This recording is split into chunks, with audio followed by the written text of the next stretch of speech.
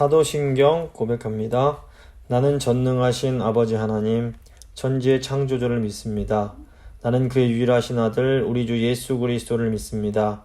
그는 성령으로 잉태되어 동정녀 마리아에게서 나시고 본디오 빌라도에게 고난을 받아 십자가에 못 박혀 죽으시고 장사된 지 사흘 만에 죽은 자 가운데서 다시 살아나셨으며 하늘에 오르시어 전능하신 아버지 하나님 우편에 앉아 계시다가 거기로부터 살아있는 자와 죽은 자를 심판하러 오십니다. 나는 성령을 믿으며 거룩한 공교회와 성도의 교제와 죄를 용서받는 것과 몸의 부활과 영생을 믿습니다. 아멘. 찬송가 91장입니다. 찬송가 91장 찬양하시겠습니다.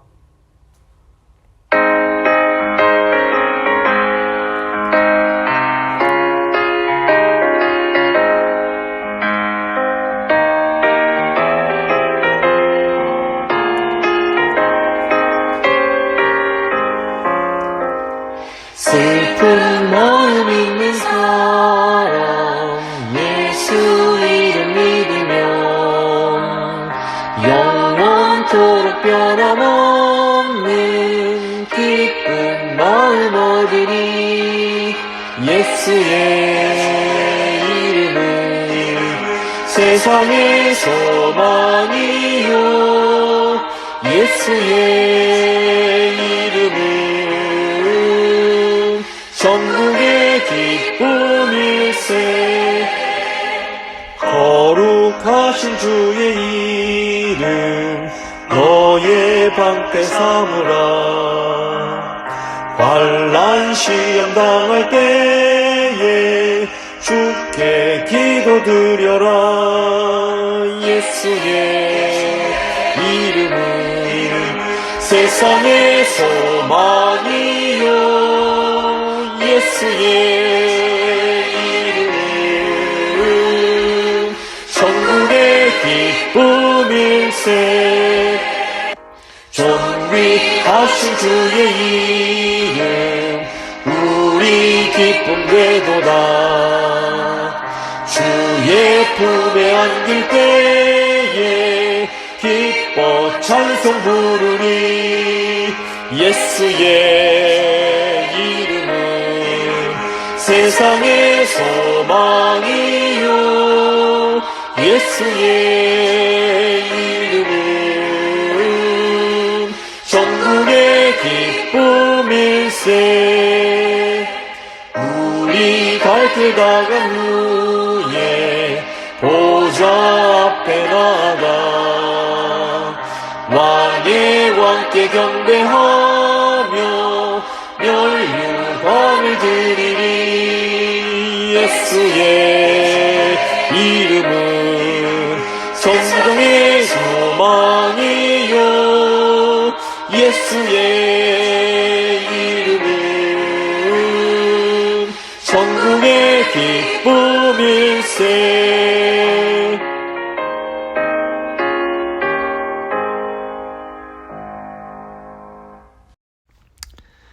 기도하십니다. 하나님 아버지 감사합니다. 지난 3일 동안 저희를 지켜주시고 또 다시 하나님 앞으로 나와 하나님의 말씀을 듣는 이 은혜를 허락하시며 감사드립니다. 오늘은 시편 39편 말씀을 통해서 저희가 억울한 일을 당하고 무고한 모함을 당할 때 어떻게 행해야 할지를 이제 가르쳐 주실 텐데, 주님, 이 세상이 타락한 세상이기 때문에 저희가 잘못하지 않았을지라도 때로는 정말 무고하고 억울한 일을 당할 때가 있습니다. 그럴 때 주님, 저희가 믿음으로 나아갈 수 있도록 좀 저희를 붙들어 주시고 정말 하나님께서 원하시는 그 지혜대로 살아갈 수 있도록 주여 저희와 함께하여 주시옵소서. 오늘 말씀 들으시는 성도님들 마음 가운데에 이 지혜의 말씀을 주시고 말씀의 순종함으로 놀라운 은혜와 복을 누리며 살아갈 수 있도록 주여 함께하여 주시옵소서. 감사드리며 예수 그리스도의 이름으로 기도드립니다. 아멘. 오늘 주신 하나님 말씀은 시편 39편 1절부터 13절 말씀입니다. 시편 39편 1절부터 13절 말씀 봉독해드립니다. 내가 말하기를 나의 행위를 조심하여 내 혀로 범죄하지 아니하리니 악인이 내 앞에 있을 때에 내가 내 입에 재갈을 먹이리라 하였도다. 내가 잠잠하여 선한 말도 하지 아니하니 나의 근심이 더 심하도다. 내 마음이 내 속에서 뜨거워서 작은 소리로 읊조릴 때에 불이 붙으니 나의 혀로 말하기를 여호와여 나의 종말과 연한이 언제까지인지 알게 하사 내가 나의 연약함을 알게 하소서.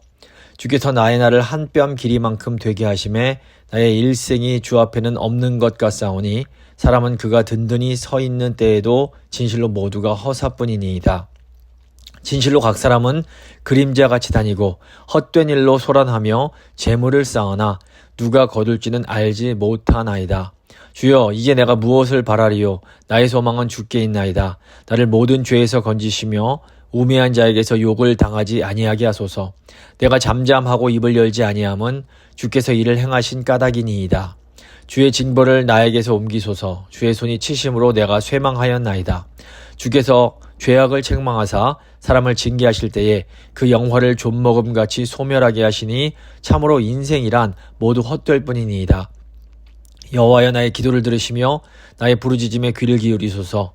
내가 눈물 흘릴 때에 잠잠하지 마옵소서. 나는 주와 함께 있는 나그네이며 나의 모든 조상들처럼 떠도나이다.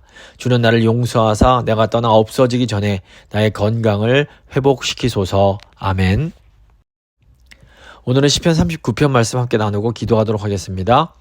시편 39편은 다윗의 시입니다. 아마도 다윗이 말년에 자신의 삶을 회고하면서 자신의 과오를 뉘우치며 쓴 시로 보입니다. 이 시는 믿음의 사람이 악한 자 앞에서 입을 다물고 잠잠하게 있는 상황을 묘사하고 있습니다. 이건 마치 죄가 없는 사람이 억울한 일을 당했을 때 묵비권을 행사하는 것과 비슷합니다. 악한 자들의 말이 옳기 때문이 아니라 변호사가 올 때까지 기다리고 있는 겁니다. 제가 억울한 일을 당할 때는 마음의 분노가 가득해지게 됩니다. 근데 이때 함부로 입을 열면 악한 자와 똑같이 악한 말을 쏟아놓게 됩니다. 그래서 의인은 악한 말을 하지 않으려고 입을 꾹 다물고 있는 겁니다. 그리고 나중에 가면 자신이 입을 이렇게 잘 지킨 것이 큰 다행이라는 것을 깨닫게 되는 겁니다. 이 잠언을 보시면 우리의 말이 다른 사람을 살리는 경우가 있습니다. 필요한 시기에 꼭 적합한 말은 다른 사람들의 영혼을 살릴 수 있습니다. 하지만 반면 우리 말 중에 어리석고 쓸데없는 말도 있습니다. 이런 말을 하면 다른 사람의 영혼에 상처를 주고 자신의 영혼도 병들게 할 수가 있는 겁니다. 예를 들어서 자기 자랑을 한다거나 남을 헐뜯고 흉보는 말을 한다거나 거짓말 같은 거, 이런 것들은 우리 영혼에 좋은 말이 아닙니다. 하지 않는 것이 좋습니다. 우리 몸에 많은 지체들이 있지만 이 중에서 가장 길들이기 힘든 부분이 바로 혀라고 할 수 있습니다. 이 통제되지 않은 입은 쉴 새 없이 쓰레기와 독을 뿜어내는 영혼의 하수구 같은 역할을 할 때가 많습니다. 자기의 혀가 통제가 잘 되지 않는 사람은 그냥 조용히 입을 다물고 있는 것이 모두에게 유익합니다.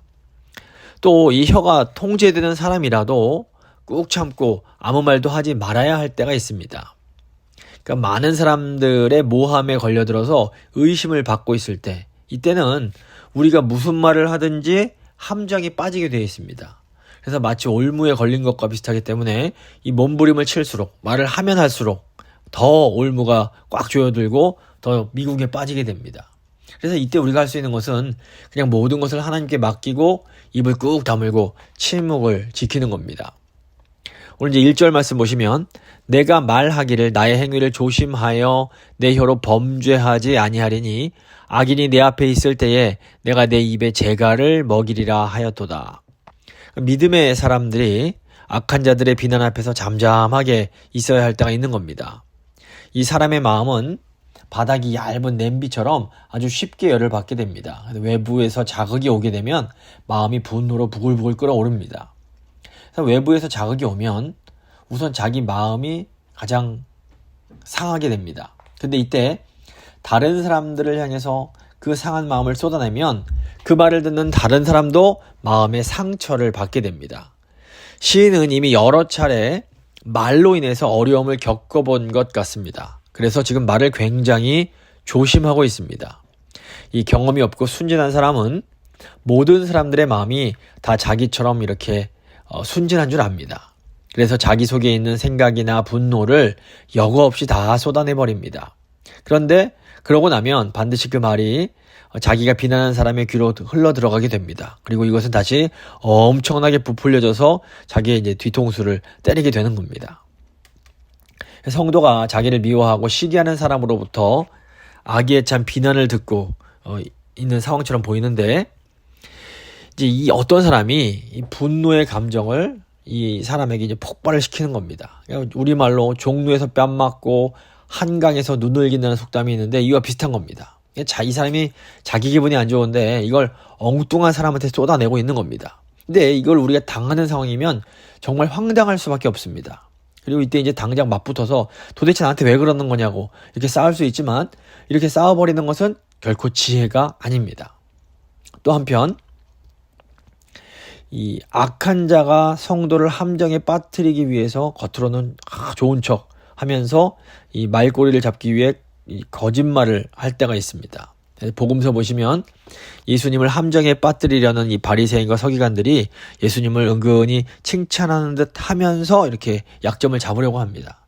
이 겉보기에는 우호적인 것처럼 보이지만 결국 예수님의 말꼬리를 잡아서 법정에 기소하려고 하는 악한 동기를 가지고 하는 말입니다. 이럴 때도 이 말에 함부로 넘어가면 안 됩니다. 2절 보시면 내가 잠잠하여 선한 말도 하지 아니하니 나의 근심이 더 심하도다. 시인은 이제 그 악한 자들이 말하는 것을 들었을 때 속에서 뜨거운 화가 솟았다 이렇게 고백합니다. 아마도 지금 이 시인이 자기를 시인하는 사람들이 하는 악한 말을 이렇게 들었던 것 같습니다. 이 화를 잘 내고 혈기가 많은 사람들은 이 마귀의 충동을 받기가 더 쉽습니다. 그러니까 우리가 누가 이렇게 악한 말을 할 때 이 상처를 덜 받으려고 같이 화를 내면서 맞붙어 싸우는 것은 뭐와 비슷하냐면 불이 난 거에다가 불을 더 붙이는 것과 같습니다. 상대방이 정말 말도 안 되는 소리를 하고 있기 때문에 나도 은연중에 상대방의 그런 인격을 무시하는 그런 말들이 입에서 나오기가 쉬운 겁니다. 그런데 이렇게 상대방이 악하게 나온다고 나도 같이 악하게 나아가기 시작하면 진흙탕에서 두 마리 개가 뒹굴면서 싸우는 것과 비슷하게 됩니다. 근데 이게 바로 마귀가 노리는 겁니다. 마귀의 전략은 존귀한 성도들이 진흙탕을 뒹굴면서 서로 물어뜯게 만드는 겁니다. 근데 이 싸움에는 절대로 승자가 없습니다. 다 패자밖에 없는 겁니다. 그렇다면 이럴 때는 어떻게 해야 됩니까? 내가 좀 억울해도 그냥 내가 일방적으로 당하고 끝내는 게 좋습니다. 그냥 지나가던 미친 개에게 물렸다 생각을 해야 되는 겁니다. 그냥 한번 물린 걸 다행으로 생각하고 빨리 그곳을 피해버리는 것이 지혜로운 방법입니다. 이때 상대방이 이상한 말을 한다고 내가 논리적으로 이건 옳고 이건 이런 거 아니냐고 이렇게 하는 것은 아무런 의미가 없습니다. 이렇게 화를 내고 막 그런 사람은 이미 논리란 것이 없습니다. 내가 아무리 옳은 말을 하더라도 트집을 잡아서 다시 시비를 걸게 되어 있습니다. 근데 우리가 이런 상황에서 입을 다물어야 되는 이유가 뭡니까? 이런 분노의 말을 잠잠하게 만들 수 있는 그런 것은 지혜로운 선한 말밖에 없습니다. 잠언 15장 1절 보시면 유순한 대답은 분노를 쉬게 하여도 과격한 말은 노를 격동하느니라. 그런데 이렇게 분노한 그런 상대에게 유순한 대답을 해주는 것이 쉽지가 않습니다. 그리고 이 분노가 나를 향하고 있는 상황에서는 이런 유순한 말이 생각나지 않고 좋은 말로 상대의 분노를 가라앉히는 것이 정말로 어렵습니다. 그래서 이럴 때는 그냥 입을 꾹 다물고 참는 것, 반응하지 않는 것이 가장 좋은 방법일 수 있습니다. 근데 어쨌거나 이렇게 누군가에서 억울하게 분노의 그런 말을 듣고 나면 마음의 상처를 입게 되고, 이렇게 상처가 좀 났을 때에는 좀 어느 정도까지 그 시간이 흐를 때까지 고통을 겪을 수밖에 없습니다. 3절 보시면 내 마음이 내 속에서 뜨거워서 작은 소리로 읊조릴 때에 불이 붙으니 나의 혀로 말하기를. 마음에 불이 붙는다라는 것은 악한 말을 들을 때 그 당시에는 대응하지 못하다가 나중에 혼자 생각해보니까 너무 화가 치밀어 오르는 겁니다. 악한 말을 들을 당시에 그때는 너무 놀래고 이래서 아무 할 말이 생각나지 않습니다. 나중에 들어보면 내가 그때 이 말을 하고 한바탕 했어야 되는데 내가 왜 이 말을 못했지 후회를 하는 분들이 있는 겁니다. 그런데 사실은 그때 아무 말도 하지 않은 것, 아무 말도 하지 못한 것이 좋은 겁니다.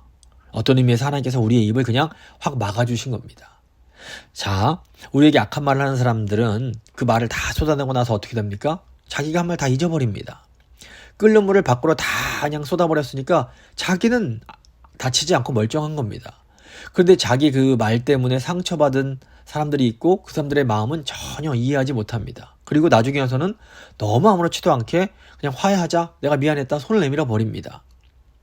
이게 참 억울할 수 있습니다. 그런데 믿음의 관점으로 보면 이 상대방이, 그러니까 그 화를 쏟아내는 사람이 내 마음을 잘 모르는 것이 도리어 감사한 일일 수 있습니다. 이 하나님께서 우리의 입을 막으셔서 우리 속에 있는 생각을 다 토해내지 않게 하신 것도 이것도 감사거릴 수 있습니다. 왜냐하면 일단 성도의 입에서 저주의 말들이 한번 쏟아져 나오고 나면 나중에 이 말을 수습하기가 너무 힘들어집니다. 그래서 하나님께서 우리를 성숙한 성도로 만드시기 위해서 하시는 중요한 훈련이 바로 악한 말을 하는 사람 앞에서 잠잠하고 입을 열지 않는 훈련입니다.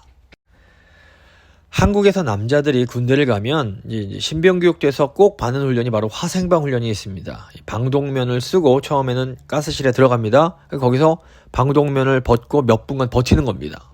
이때 막 신병들이 고통스러워서 어쩔 줄을 몰라 합니다. 눈, 코, 입에서 눈물, 콧물, 침 막 이런 게 다 흘러나옵니다. 그래서 사람들 중에는 화생방이 제일 고통스러운 훈련이었다 이렇게 기억하는 분들이 많습니다. 근데 이 화생방 훈련에 두 가지 목적이 있습니다. 하나는 실제 전투에서 막 이제 그 화약 같은 게 터지고 이럴 때 생기는 독한 가스의 그 고통에 적응시키기 위한 목적이 있고, 또 다른 하나는 방독면의 중요성을 깨닫게 하는 겁니다. 그래서 이 훈련을 하고 나면 방독면을 쓸 때까지 그런 버틸 수 있는 어떤 그런 능력들이 생깁니다. 우리가 영적 싸움을 잘 감당하려면 분노로 이렇게 욕을 뿜어내는, 독가스를 뿜어내는 사람 앞에서 잠잠하고 입을 열지 않는 그런 훈련이 필요합니다. 그 독한 가스를 참아낼 수 있어야 되는 겁니다. 이걸 참지 못하면 나중에 자기가 참지 못하고 쏟아내는 그 말을 수습하느라고 더 큰 어려움과 곤욕을 치르게 됩니다. 나에게 분노가 쏟아지는 이 상황에 우리가 기억해야 될 게 뭡니까? 이미 이 상황이 벌어지고 있다는 것을 인정해야 됩니다. 도대체 왜 저 사람이 나한테 이러는 거냐, 저 사람이 이해가 안 된다, 이렇게 계속 내가 왜 이런 수모를 당해야 되는가, 이런 이유를 찾기 시작하면 더 마음이 괴로워집니다. 근데 우리가 이 세상을 살아가다 보면 이런 일들이 그냥 발생합니다. 이 세상이 타락한 세상이기 때문에 이러고 우리가 전혀 예상치 못했던 이런 일들이 벌어지는 겁니다. 그래서 나에게는 이런 일이 일어나면 안 된다, 내가 잘못한 것이 없다, 이렇게 생각하는 것이 이게 순진한 거고 착각입니다. 물론 마귀가 우리의 존귀함을 시기해서 우리에게 손상을 주려고 하는 그런 의도가 있을 수 있습니다.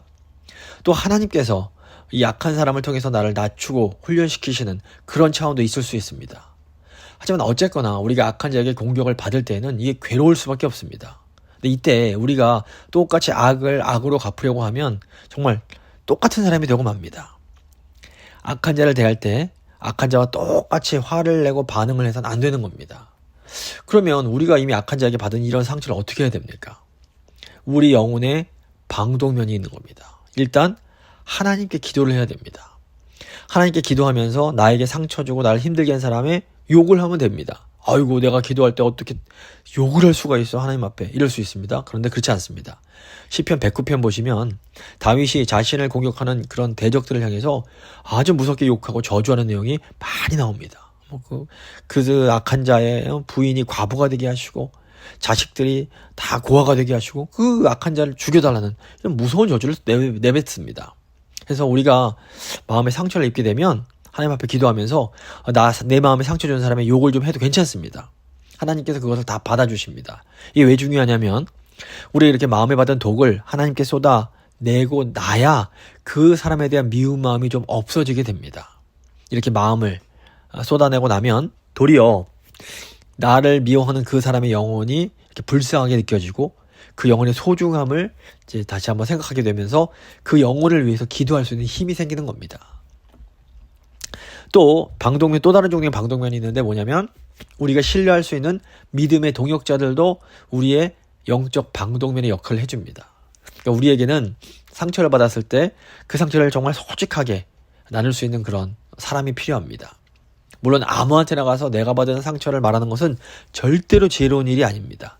이제 그걸 잘 좀 분별할 필요가 있습니다. 그런데 어쨌거나 내가 받은 상처를 누군가와, 믿음이 있는 누군가와 나누고 그 사람이 주는 위로를 받을 필요가 있는 겁니다. 하나님께서 내가 정말로 신뢰하고 나의 아픔, 나의 상처를 나눌 수 있는 믿음의 동역자들을 허락해 주십니다. 교회에서 이걸 허락해 주시면 이게 하나님께서 우리에게 주시는 복인 겁니다. 물론 가정에서 배우자나 뭐 자녀들이나 부모님이나 이런 역할들을 해주실 수 있고, 또 신뢰할 만한 교역자나 뭐 사모나 뭐 성도님들이 그런 역할들을 해주실 수 있습니다. 그러니까 우리에게 이런 믿음의 사람들, 함께 이런 아픔을 공유할 수 있는 그런 사람들이 너무너무 중요합니다. 영적인 방독면이 되는 겁니다. 사실 그런데 이렇게 화를 퍼붓듯이 뭐 그냥 감정에 취해서 막 쏟아나오는 경우보다 더 무서운 게 뭐냐면 함정을 파놓고 없는 말을 만들어서 악한 소문을 퍼뜨리는 겁니다. 여기 걸려들면 누명을 쓰고 내가 완전히 몹쓸 놈이 돼버립니다. 이런 모함으로 인해서 스캔들이 생기면 엄청난 타격을 입게 됩니다. 요즘에 인터넷이 너무 발달해서 유명인들의 경우에는 정말 거짓에 근거한 스캔들이 금방 뭐 몇 초 만에 전 세계로 퍼지게 되고 아주 치명적인, 어떻게 보면 돌이킬 수 없는 상처를 입는 경우도 있습니다. 예수님 당시에도 예수님에 대해서 악에 찬 소문이 돌았습니다. 아마 당시 뭐 인터넷이 있었으면 그 파장이 정말 엄청났을 겁니다. 그렇다면 우리는 어떻게 해야 됩니까? 우선 오해받을 일이 있다면 처음부터 그 오해받을 일을 조심해야 됩니다. 다른 사람의 마음이 다 뭐 내 마음처럼 이해해 줄 것 같으면 이런 식으로 이렇게 생각하고 방심하면 큰 실수를 하게 됩니다. 사람들은 대부분 내 마음을 잘 알지 못합니다. 그래서 다른 사람들이 나에 대해서 나쁜 말을 하면 이상하게도 그 말을 그냥 쉽게 믿어버리는 경우가 많습니다. 어떻게 사람들이 나한테 이럴 수가 있어, 이렇게 야속하게 생각할 필요가 없습니다. 사람들은 원래 좋은 것보다 나쁜 것을 더 쉽게 믿습니다. 그래서 우리가 처음부터 오해받을 행동을 조심하고 사단에게 공격할 기회를 주지 않는 것이 최이상의 방책입니다.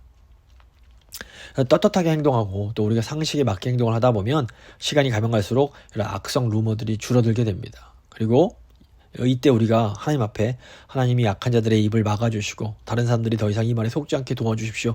기도도 반드시 해야 됩니다. 그러면 하나님께서 진실이 밝혀지도록 역사해 주십니다. 그래서 시험하는 말들, 이런 것들을 이길 수 있는 좋은 방법은 진리로 잘 무장하는 겁니다. 진리로 무장하고 있으면 이 거짓을 막기가 쉬워집니다. 그래서 사도 바울이 진리의 허리띠를 매라고 합니다. 우리는 성령께서 우리에게 대답할 말을 주실 것을 믿어야 됩니다. 우리를 공격하는 상대를 지나치게 두려워하거나 겁을 먹을 필요가 없습니다. 성령님의 도우심을 간구하며 우리가 믿음으로 나아가면 되는 겁니다. 4절 보시면 여호와여 나의 종말과 연한이 언제까지인지 알게 하사 내가 나의 연약함을 알게 하소서. 시인이 약한 자에 대한 말을 하다가 갑자기 이제 화제를 돌려서 하나님 앞에서 인생의 짧고 보잘 것이 없음에 대해서 얘기를 합니다. 왜 갑자기 인생의 이 마지막과 인생의 연약함을 말하는 걸까요? 아마도 이 시인이 이 악한 자가 자기에게 화를 쏟아내고 억울한 누명을 씌운 것이 이 용서가 잘 안 됐던 것처럼 보입니다. 그래서 막 정말 울그락불그락하면서 끝까지 복수를 할까 뭐 이런 생각들을 했던 것 같습니다. 그런데 결국 시인이 깨달은 게 뭡니까?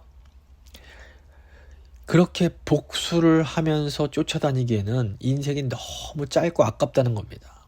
그러니까 우리가 사실 서로 사랑하며 살기에도 우리 인생이 너무 짧습니다. 이 복수의 일념으로 살아가는 사람은 기쁜 일이 있어도 절대로 기뻐하지 않습니다. 그래서 중국 무협 영화를 보시면 억울한 일을 당한 주인공이 이제 복수를 다짐을 하는데 이 주인공이 보통 이런 말을 합니다. 내가 원수가 아플 때까지 뭐 누워서 잠을 자지 않고 뭐 내가 하게 뭐 이런 식으로 얘기를 합니다. 그래서 이를 갈면서 무술을 연마합니다. 이게 왜 그런가 하면 우리가 기뻐하고 감사하면 복수의 마음이 약해지기 때문에 스스로 마음을 톡하게 먹으려고 하는 겁니다. 그런데 이 하나님의 세계에서는 사실은 이 상황이 다릅니다. 하나님께서 내가 복수하기 전에 먼저 악한 자에게 손을 대셔서 내가 복수할 가치도가 없을 정도의 이 페인이 되게 만들어 버리십니다. 그렇기 때문에 이런 사람들 때문에 나의 인생을 낭비해서는 안 되는 겁니다. 믿음의 사람은 좋은 일이 있든지 좋지 않은 일이 있든지 간에 어느 순간에나 항상 이렇게 사랑을 하기 위해서 노력을 해야 됩니다. 5절 보시면 주께서 나의 날을 한 뼘 길이만큼 되게 하심에 나의 일생이 주 앞에는 없는 것 같사오니 사람은 그가 든든히 서 있는 때에도 진실로 모두가 허사뿐이니이다.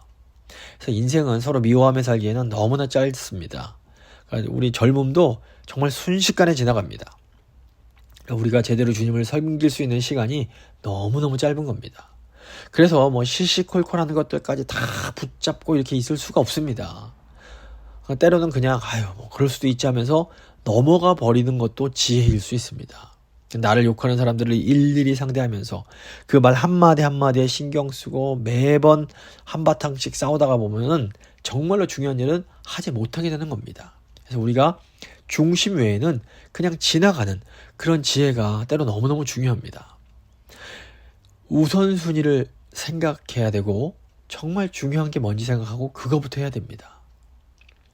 물론 어릴 적에는 자존심 싸움이 중요한 것 같이 느껴집니다. 그런데 살다 보면 그렇지 않다는 것을 알게 됩니다.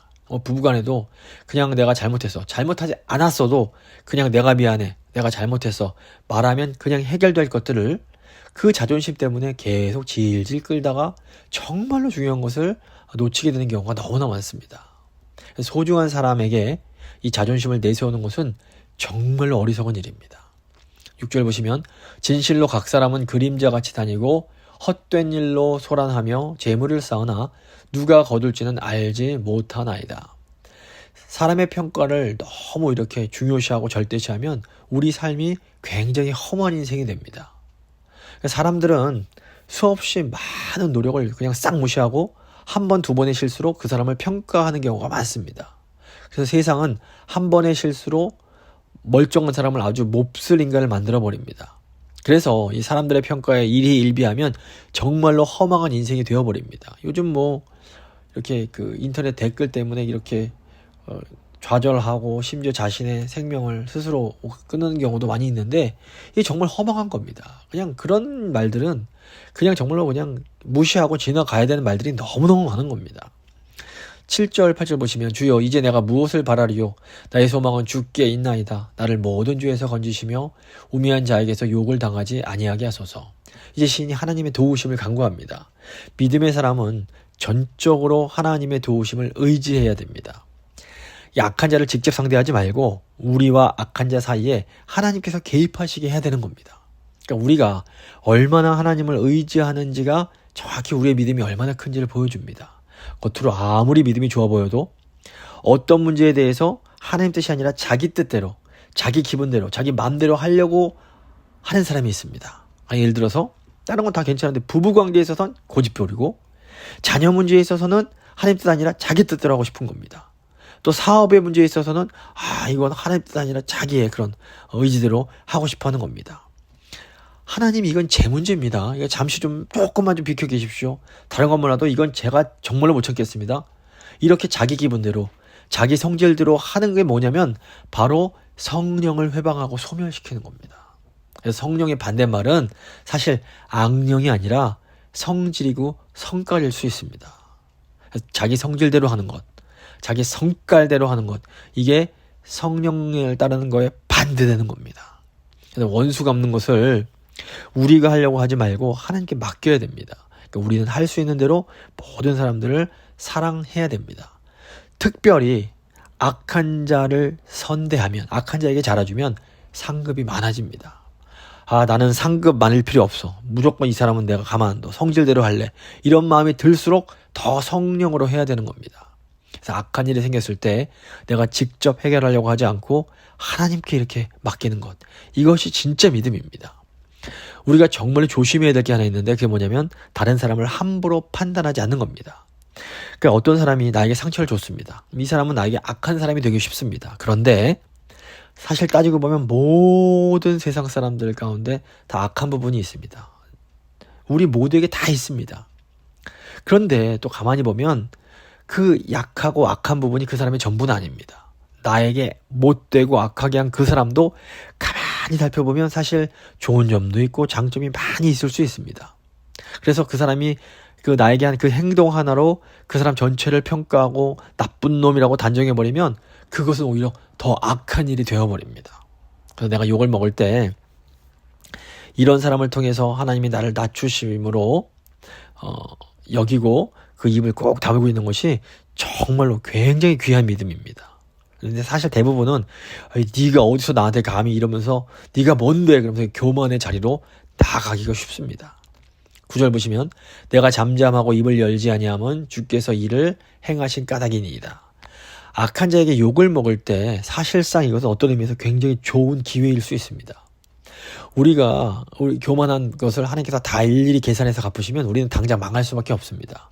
그런데 우리가 이렇게 무고하게 억울하게 욕을 먹을 때 잘 참으면 하나님께서 우리의 겸손을 보시고 우리를 용서하시고 우리의 허물을 이렇게 덮어주십니다. 그러니까 하나님이 우리가 주님을 위해서 수고하고 노력하고 애쓰는 것 전부 다 절대로 잊지 않으십니다. 다 하나님께서 갚아주시고 더 좋은 곳으로 이렇게 회복시켜 주십니다. 10절 보시면 주의 징벌을 나에게서 옮기소서 주의 손이 치심으로 내가 쇠망하였나이다. 악인의 책망을 하나님의 책망으로 받아들이고 눈물 흘릴 때 하나님께서 그 눈물을 귀하게 보십니다. 하나님께서 우리의 허물을 용서하시고 우리를 회복의 길로 인도하십니다. 사무엘하 16장 보시면 이제 다윗이 아들 압살롬의 반역 때문에 예루살렘에서 도망치는 일이 있습니다. 이때 시므이가 다윗을 아주 매섭게 저주를 합니다. 이때 이제 다윗의 신하들이 화가 나서 시므이를 죽여버리려고 합니다. 근데 이때 다윗이 뭐라고 그러냐면 여호와께서 저에게 명하신 것이니 저로 저주하게 내버려두라 이렇게 말을 합니다. 그러니까 이게 다윗의 믿음입니다. 근데 우리에게도 이런 믿음이 필요한 겁니다. 11절 보시면 주께서 죄악을 책망하사 사람을 징계하실 때에 그 영화를 좀먹음같이 소멸하게 하시니 참으로 인생이라 모두 헛될 뿐이니이다. 우리는 하나님이 악한 자를 심판하실 때 그냥 단번에 확 쳐서 무너뜨리시기를 원합니다. 하지만 많은 경우에 하나님은 마치 옷이 좀을 먹듯이 정말 알지 못하는 사이에 조금씩 힘을 빠지고 쇠약해지게 만드십니다. 이게 왜 그러는 걸까요? 이것은 우선 악한 자에게 회개할 기회를 주시기 위함입니다. 또 많은 사람들이 악인이 망해가는 것을 그 오랜 시간 동안 보게 하기 위해서입니다. 그러니까 악한 자가 이렇게 약해지는 것, 이것 자체가 우리에게 큰 교훈을 주기 때문입니다. 의인은 치료가 되고 회복이 되는데 악한 자는 얼음이 녹듯이 점점 힘을 잃어가게 됩니다. 하나님께서 빌려주셨던 그 권력과 힘을 이렇게 거두어 가시기 때문에 그런 겁니다. 12절 13절 보시면 여호와여 나의 기도를 들으시며 나의 부르짖음에 귀를 기울이소서. 내가 눈물 흘릴 때에 잠잠하지 마옵소서. 나는 주와 함께 있는 나그네이며 나의 모든 조상들처럼 떠도나이다. 주는 나를 용서하사 내가 떠나 없어지기 전에 나의 건강을 회복시키소서. 의인의 눈물은 그 눈물을 흘리면 흘릴수록 마음이 더 깨끗해지고 하나님으로부터 새로운 능력을 공급받게 됩니다. 하지만 악한 자의 눈물은 이 회개의 눈물이 아니라 분노의 눈물이기 때문에 그 눈물이 그 마음을 갉아먹게 됩니다. 그래서 우리가 늘 하나님 앞에서 나그네의 불과함을 기억해야 됩니다. 여기는 이 세상은 우리의 영원한 집이 아니고 영원한 집은 하나님 앞에 예비되어 있음을 우리가 믿을 때에 이 땅에서의 작은 복도 감사하게 되고 또 악을 만날 때 이것도 다 지나가는 거라는 것을 생각하면서 그 악을 이길 수 있는 힘을 가지게 됩니다. 말씀을 좀 마무리 지어보도록 하겠습니다. 오늘 본문은 믿음의 사람, 성도가 악한 자의 무고한 공격 앞에서 잠잠해야 되는 그런 상황을 말하고 있습니다. 근데 우리 예수님께서는 아무 죄가 없는 분이셨습니다. 그런데 사람들로부터 무고한 아주 그런 공격을 당하셨습니다. 하지만 예수님께서는 이 악인들의 공격 앞에서 잠잠하고 입을 열지 않으셨고 결국 십자가에서 죽임을 당하시게 됩니다. 그런데 이것은 바로 우리를 구원하시기 위함이었습니다. 하나님 아버지는 이 예수님을 죽은 자들 가운데서 다시 살리심으로 예수님이 죄가 없으신 분이라는 것을 입증해 주시게 됩니다. 예수님께서는 예수 그리스도 안에 있는 우리들에게도 이 부활의 영광을 약속하셨습니다.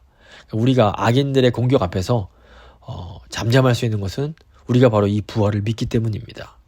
우리가 잠잠히 하나님을 의지하며 나아갈 때 하나님께서 놀라운 방법으로 구원의 일을 행하십니다.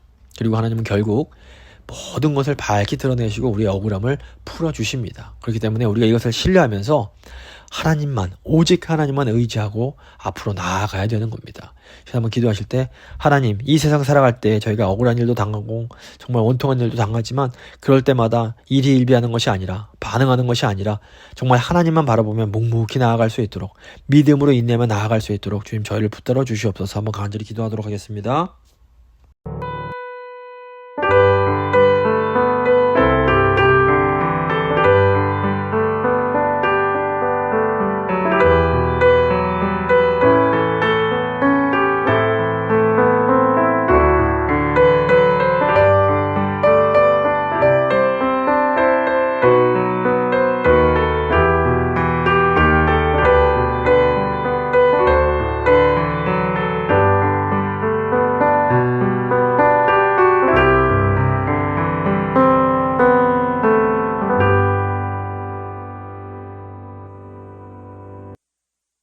살아계신 하나님 감사드립니다. 오늘 말씀 통해서 믿음의 사람들이 이 세상에서 억울한 일을 당할 때 어떻게 반응해야 될지를 깨닫게 하신 것 감사합니다.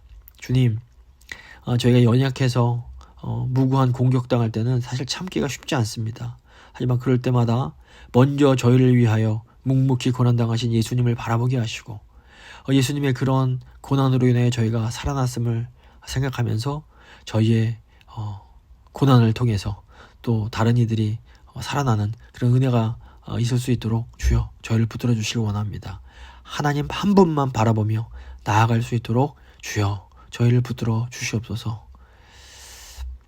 저희 성도님들 제 삶 가운데 하나님 언제나 함께 하여 주시고 주인 되어 주시옵소서. 감사드리며 귀하신 예수님 이름으로 기도드립니다. 아멘. 찬송가 543장입니다. 찬송가 543장 찬양하시겠습니다.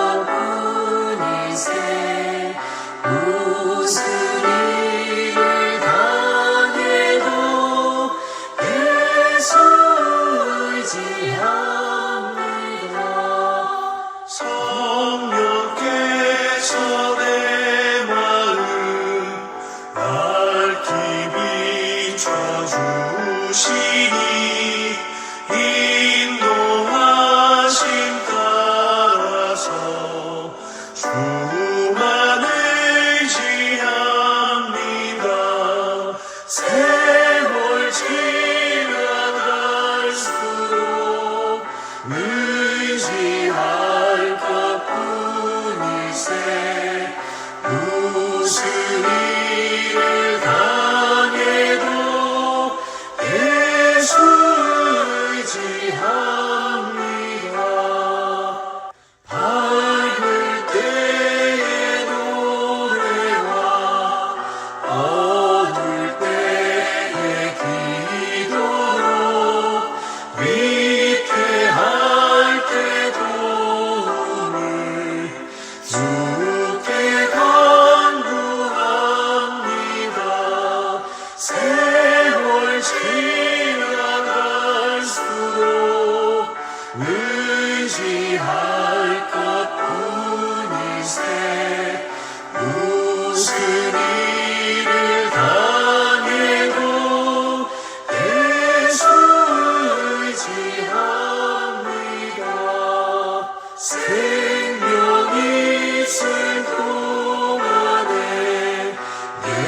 예수 의지합니다.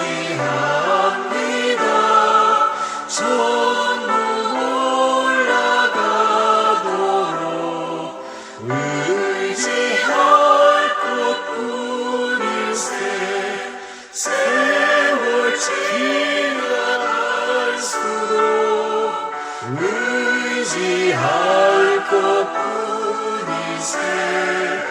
무슨 일을 당해도 예수 의지합니다.